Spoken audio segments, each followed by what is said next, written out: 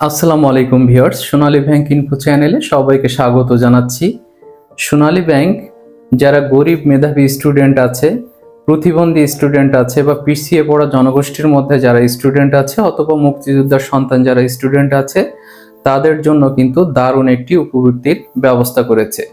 তো এই জন্য ভিউয়ার্স আপনাদের কাছে বিনীত অনুরোধ থাকবে এই ভিডিওটি বেশি বেশি করে শেয়ার করে দেওয়ার এবং একটি লাইক ও কমেন্ট করে যাওয়ার, যাতে এই ভিডিওটি অনেক অনেক বেশি স্টুডেন্টের মাঝে পৌঁছে যায় এবং তারা এই উপবৃত্তির সুযোগটি গ্রহণ করতে পারে। তো ভিউয়ার্স, অ্যাকচুয়ালি যারা 2023 সালে এসএসসি এবং এইচএসসি পরীক্ষা দিয়েছিল তাদের এই রেজাল্টের উপরেই কিন্তু মূলত এই উপবৃত্তিটি দিচ্ছে সোনালী ব্যাংক। তো অ্যাকচুয়ালি উপবৃত্তির অর্থের পরিমাণ যত সামান্য হোক না কেন, এটি কিন্তু একটি স্টুডেন্টের মনোবল অনেক বেশি বৃদ্ধি করে এবং তার পড়াশোনার প্রতি আগ্রহ আরো অনেক বেশি বেড়ে যায়। তো এই জন্য এখন আমরা দেখে নেব যে কিভাবে এই উপবৃত্তি পেতে হলে স্টুডেন্টদের আবেদন করতে হবে এবং কি কি প্রক্রিয়া মেনটেন করতে হবে। আমরা সোনালী ব্যাংকের সার্কুলার সহ আপনাদেরকে এখন বিস্তারিত খুব সংক্ষিপ্ত সময়ের মধ্যে জানিয়ে দেব। তো ভিউয়ার্স, চলুন আমরা দেখে নিই। সো ভিউয়ার্স, আমরা দেখতে পাচ্ছি সোনালী ব্যাংক পিএলসি, প্রধান কার্যালয় ঢাকা, শিক্ষাবৃত্তি 2023 সংক্রান্ত পূর্ণাঙ্গ বিজ্ঞপ্তি।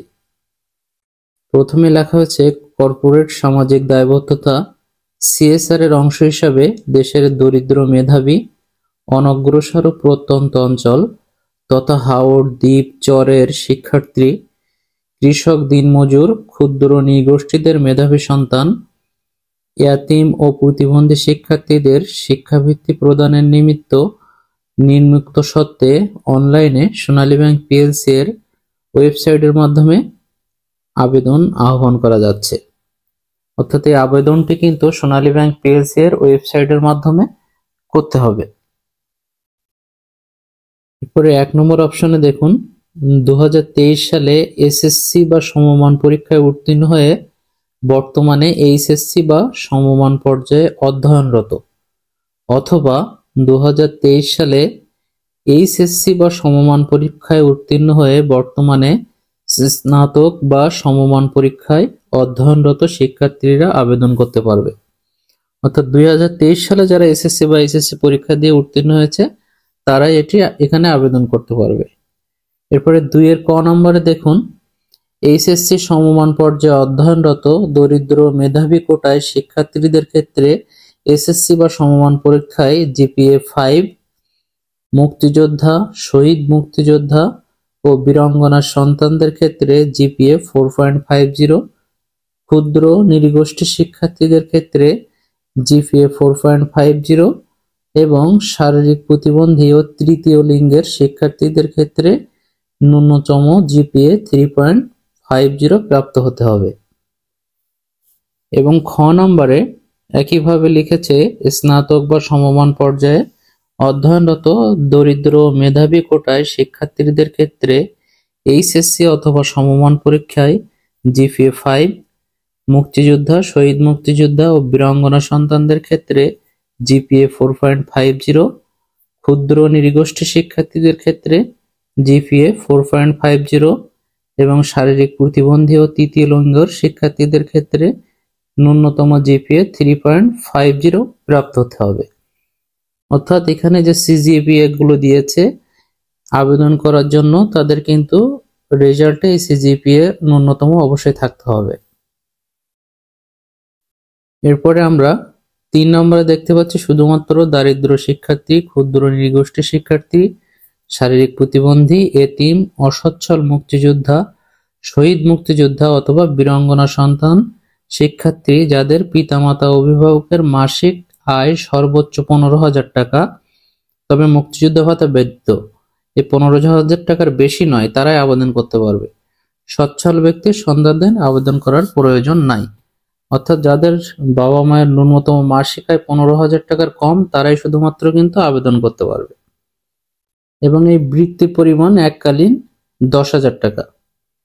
5 নম্বরে দেখুন লিখেছে, আগ্রহী প্রার্থীকে আগামী 20/11/2024 তারিখ হতে 9/12/2024 তারিখের মধ্যে এই ব্যাংকের website www.sonalibank.com.bd/CSRA online application form পূরণের মাধ্যমে আবেদন করতে হবে। অর্থাৎ 9 তারিখ পর্যন্ত, ডিসেম্বরের 9 তারিখ পর্যন্ত এটার লাস্ট ডেট। আপনাদের হাতে কিন্তু মাত্র 8 দিন সময় আছে। এই 8 দিনের মধ্যে সোনালী ব্যাংকের এই ওয়েবসাইটে যেয়ে আপনারা আবেদন করতে পারবেন। আমরা ভিডিও লাস্টে দেখাবো যে কোথায় যেয়ে আবেদন করতে হবে। এবং প্রাথমিকভাবে মনোনীত আবেদনকারীর তালিকা যথাসময়ে সোনালী ব্যাংক পিএলসি এর ওয়েবসাইটে প্রকাশ করা হবে। যারা আবেদন করার পরে প্রাথমিকভাবে মনোনীত হবেন তাদের লিস্ট এই ওয়েবসাইটের মাধ্যমে আপনাদেরকে জানিয়ে দেওয়া হবে। এবং প্রাথমিকভাবে মনোনীত হওয়ার পরে দেখেন যে যে কাগজপত্র দিয়ে আপনাদের সরবরাহ করতে হবে 7 নম্বর কলমে কিন্তু সেগুলো উল্লেখ আছে।